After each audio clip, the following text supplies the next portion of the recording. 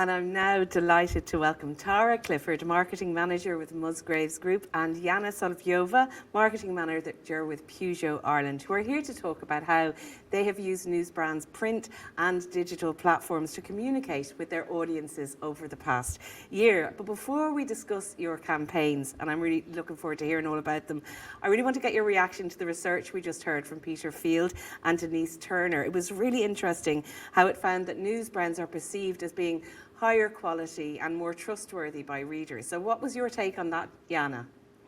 Thanks, Roisin. I completely agree. For me, it was really interesting to see the effects of news brands have on overall advertising, especially when coupled with the traditional media channels and online media. While digital plays a significant role in an advertising mix, I think it's very easy for us marketeers to dial up the digital advertising at times when there are sales taking place because we can see instant results. However, the research clearly shows the importance of including news brands to achieve longer term goals such as market share growth and increasing perception of brand quality. Yeah, and Tara, what did you think? Yeah, look, I suppose for me, the big thing was around trust and quality. And I think, we're a brand that is hugely precious about the trust that people have in us and, the quality of our food. So to have our advertising linked, with platforms that are hugely focused on their trust and their quality is really important for us. I think the multi-channel approach too was really interesting. We would always look to amplify anything that we do from a media perspective with digital, and we see better results from our advertising definitely when we do that. So I think to have that reinforced through the research, I suppose, is great. Obviously, as well as marketeers, we're always having to justify our existence and prove that our marketing is working. So again, any research, any studies that we can get that just show the effectiveness of our advertising choices is really welcome from our perspective. Okay, well, I'm going to stay with you, Tara, to talk about the campaigns, and I'm just curious about, as marketing manager for SuperValu, what kind of messages did you need to communicate with your customers at the very beginning of the pandemic, which was such, a crazy time for everybody? Yeah, look, I suppose when we got through the initial kind of panic and throwing any existing plans that we had out the window, obviously there was a real need to pivot. I suppose we would always use strong insight just to create our messaging. So again, here we would have used a shopper panel called our COVID panel, and we would have listened to shoppers very much so throughout the pandemic. At the start, it was really clear people were nervous, people were panicking, they wanted real reassurance, they wanted protection as they shopped. So we really just started to focus on the safety of shopping with us. Really, I suppose, announcements type advertising around, look, we have sanitizing stations, we're encouraging people to social distance. We've, specific shopping times for the elderly and vulnerable. So, but bringing also a bit of the SuperValu warmth to that. So that was the initial part of the strategy, was really to offer protection and reassurance for shoppers that they were really shopping in a place that was safe and that we were doing everything we could to protect them and to protect our staff. And I suppose as we kept going through the pandemic, we were listening to that shopper panel all of the time. And it was really interesting to see the kind of the changes that were happening as the pandemic started to evolve. Our second phase of communications really focused on community. So we saw amazing things happening out there in communities, people really rallying around each other. So we really wanted to play our part in terms of that kind of focus on community, and the positivity that was coming from communities was a really important part of our advertising as well. And that was kind of how we continue to evolve our messaging. Again, We saw people were just sick of cooking. They were cooking breakfast, lunch and dinner at home. They were looking for recipe inspiration. Traffic to our website and recipe searches went through the roof. So again, just pivoting our message again to really offer a reassurance around food, giving inspiration, recipes, etc. So we continue to evolve the message, but really helping the panel kind of help us shape the message right through the pandemic. And Tara, was it stressful? Because I can imagine it was, getting the tone of the messaging right. I mean, you mentioned those different ways you were communicating. So were you very careful about what you were saying and how you were saying it? Yeah, like, I mean, I suppose it was new for everybody. Like, nobody had, there was no manual for how to deal with the pandemic. There was, I suppose it was unprecedented and we hadn't experienced to do it. So there was huge debate, arguments and all of the rest of it around, what was the right message and how did we get it right. But I suppose for us, we really had to be true to the brand and bring the brand tone of voice matched with this kind of new messaging. So we wanted to be positive, we wanted to be hopeful, but equally we needed to give that kind of serious tone to this as well, because it was a serious issue, and our customers' concerns were very serious around their own safety and protection. So we really needed to kind of nail that and get it right. Now, I know you used a lot of full page press ads, so I'm interested in why you chose that and how effective they were. Yeah, like, I suppose, look, as speakers have said before, I mean, people were really looking for information about the pandemic. They wanted to know their facts, and obviously circulation of newspapers increased. Consuming media and news online increased. So it was really important for us to have our brand within where people were looking for that information, to be present within that, to reassure them that, we were doing our best to really, take on the pandemic and step up to the plate, and kind of stand tall, I suppose, was the kind of phrase that we used through the advertising.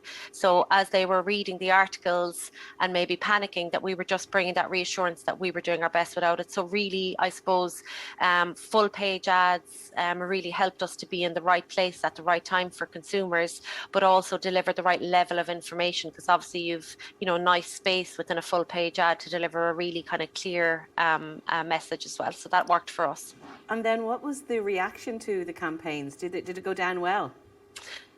Yeah, look, I suppose it's always brilliant when two things happen on the back of your marketing campaign. Number one, you see sales grow, and we've seen huge sales growth, like number one in the market. Growth of about plus 16.8% currently. Our online shopping service in particular, like, exploded. We 170% growth in online shopping. But equally, we have seen consumers happy with the experience that they've had from SuperValu. So we've seen our brand scores growing. We've seen our NPS scores, so our kind of net promoter scores with shoppers improving.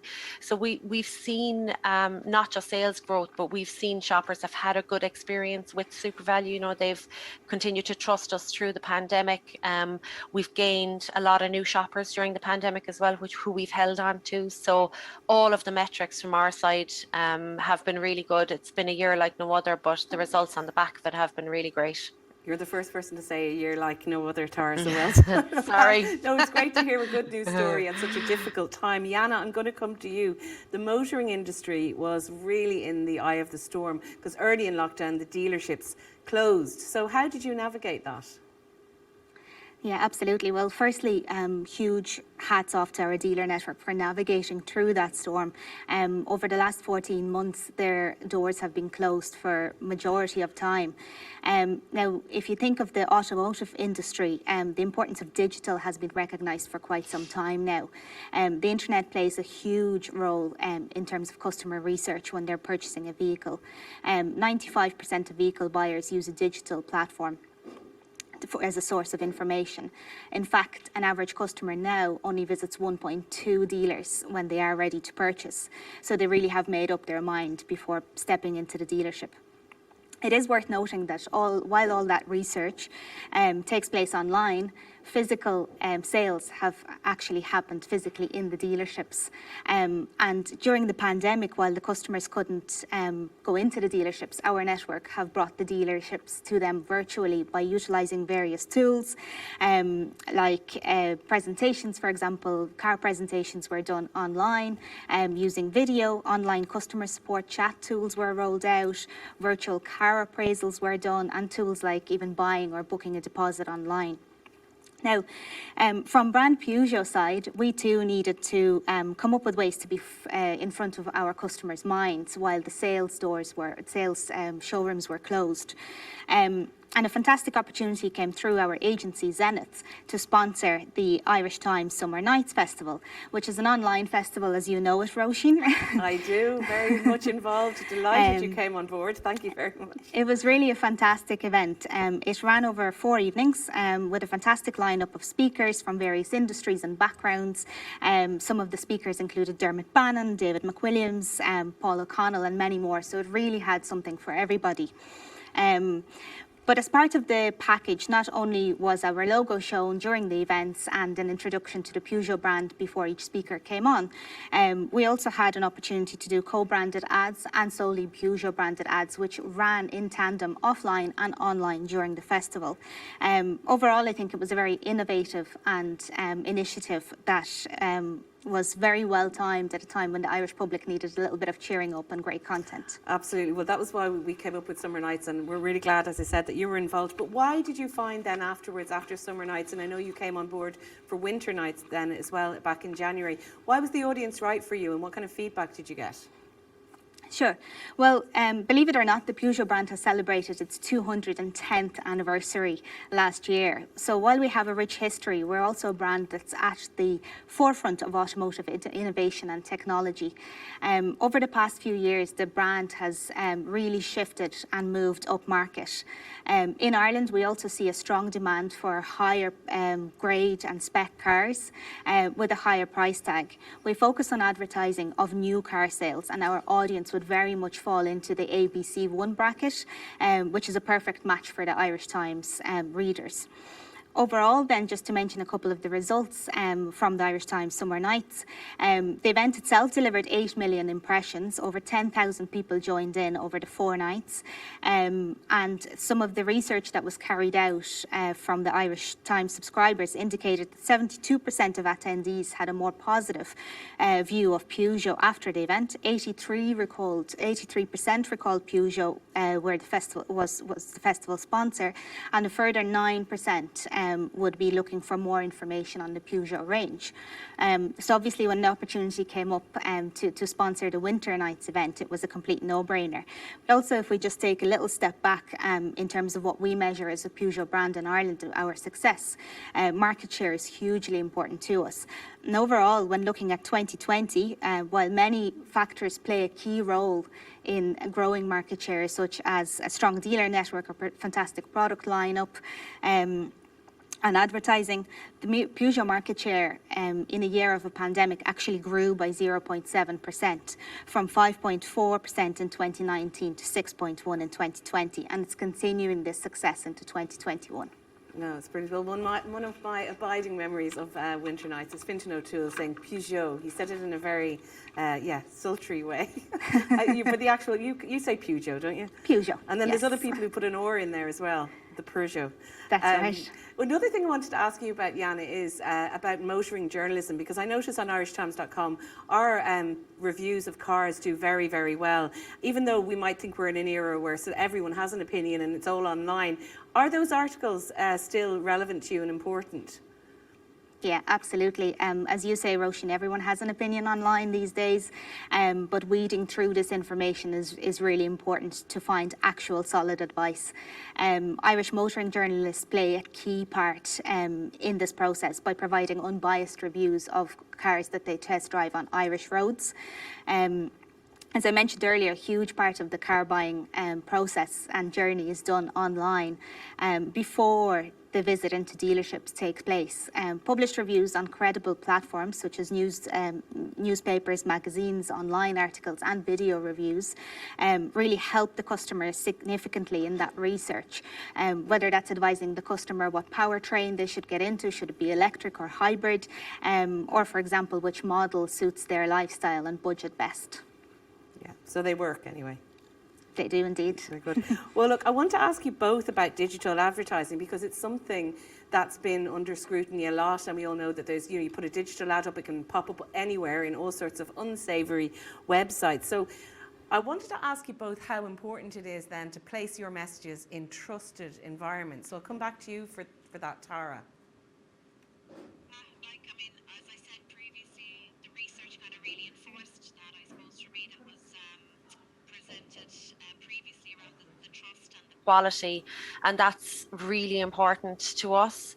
From a digital perspective, we know that the more multi-channel we make our campaigns, the better the cut through, and the better the reaction that we get from consumers, and the more that you can kind of reinforce the message through a number of channels, the better. But that real amplification of it really works from our perspective. I think what's really interesting about the way news brands have gone in the last while is that you do have the physical aspect of the newspaper, but there's amazing packages for advertisers now that are just multi-channel focused and really help you to just, I suppose, get your message to a wider audience. The other thing for me that online does really well is obviously we can be flexible around the type of content. So for example, we've recently seen, a big resurgence in discussion and a lot of talk about this greening recovery and, as a kind of a push to support Irish brands. And obviously, plenty of content, plenty of articles being written around things like that. And obviously, where do SuperValu want to be? They want to be in and around those articles. They want to talk to the readers who are interested in those as topics, because they're obviously core people we want to get into our stores. So again, just the ability to kind of tailor your advertising message to the content, for me, is really powerful from an online and digital perspective. And Jana, I suppose you'd probably agree with Tara there about how important it is to be able to trust where you place those ads. Completely, I second that, Tara. It is paramount for us to advertise on trusted and credible sites. We've worked with our agency to develop a whitelist of websites that our ads appear on to ensure that the quality of the content we're appearing beside, as well as targeting the new car buying audience at the right time and the right place without interrupting their journey too much. Peugeot is a reputable brand, and as Peter's research showed earlier, that advertising on correct platforms has strong impact on brand trust and brand quality perceptions, which certainly helps us achieve this goal. Yeah. And we've a couple of minutes left. I'd just come to you, Tara, about the challenges you've faced. What have you found the most difficult and what has been the most satisfying, would you say, over this very strange time? I suppose, look, the most satisfying is the reaction of people from SuperValu. I think we were kind of first out of the traps, really, in terms of messaging around COVID. And I think we set a tone and a standard, if I may be so bold, within the market for advertising around COVID. And I think that, kind of consumers reacted to that leadership, and definitely, we've seen them choose SuperValu in strong numbers over the last number of months. So I think that's been really encouraging. Obviously, I need to mention the role of our stores and the staff in our stores. There's been, they've been amazing, and they've worked really hard through the pandemic. But obviously, our stores have been so busy. People keeping energized, people keeping motivated. As we've gone through this, has been one of the key challenges for us, because they've just worked so hard, and it's been a really long haul for people. you know, we do a significant amount of social listening, and the feedback that we get about the staff in the stores is incredible, and how they've gone the extra mile to really help people, be it someone struggling to bring their shopping out to their car or find a product, or whatever it is. Just that feedback has been amazing. So I think, you know, the staff in the store has been a challenge on one side for them, for to keep going and to keep you know, brave in the face of what's been really scary for people, because they've had to go to work every day and interact with the public, you know, without full PPE on them, within a SuperValu store. So I think they've been just huge in what has been delivered for the brand over the last number of months. Completely, Tara, and I think we've all experienced that, and hats off to everyone in retail. I've certainly experienced it in SuperValu as well. And Jana, final word to you. Challenges, but also some things that have been quite satisfying during this time. Yeah, well, I think, Roshan, as I mentioned, our dealerships have had huge challenges over the last 14 years with their doors closing and opening and closing again. Very much as Tara said, it is down to our retailers, our dealers. They have invested heavily in various equipment to ensure that the showrooms, various PPE equipment, various sanitising equipment, to make sure that showrooms are, you know, safe to visit, and that the customer has peace of mind when they do go in there. In general, our stores have low footfall, so they're very low risk areas as well. So certainly, I suppose what we're looking forward to now is the safe reopening, and the sooner the better, of course. Definitely, and a little bit of light glinting through at the end of the tunnel. Thank you so much for joining us today, Jana Solovjova of Peugeot Ireland and Tara Clifford from Musgraves.